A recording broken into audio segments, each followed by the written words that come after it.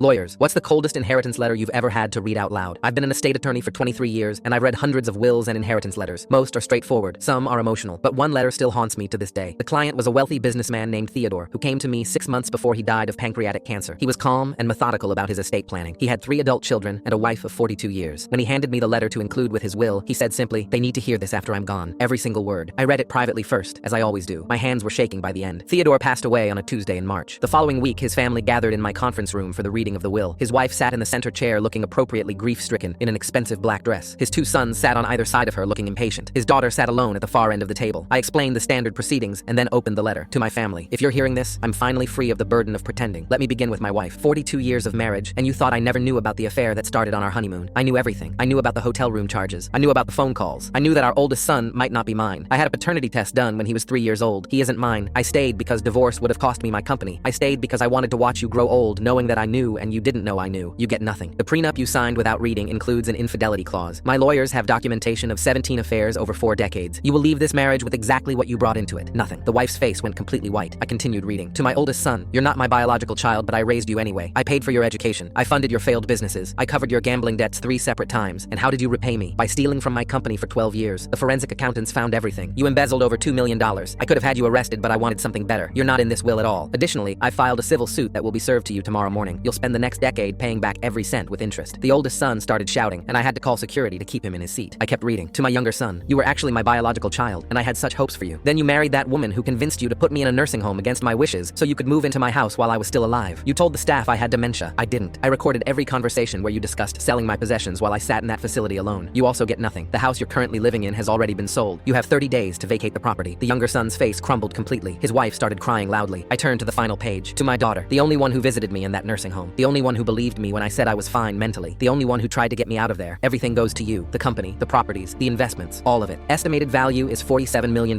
Your brothers will tell you to share with them. Don't. They had their chances. Your mother will cry and beg. Remember that she let them put me in that facility and never once questioned it. I loved you. You were the only one who loved me back. Use this money to build a beautiful life and never feel guilty for being the only decent person in this entire family. I set down the letter. The room exploded. The wife was screaming about hiring lawyers. The sons were threatening their sister. Security had to escort everyone out separately for safety. The daughter was the last to leave. She stopped at my door and looked at me with tears streaming down her face. Did he really know all of that the whole time? He spent his last 6 months documenting everything meticulously, I said. He wanted them to know he was never the fool they thought he was. She nodded slowly. Good. That was 4 years ago. The daughter runs the company now quite successfully. The wife lost everything in divorce proceedings. The oldest son is still paying back the embezzlement. The younger son rents a small apartment. The coldest inheritance letter I ever read was also the most deserved.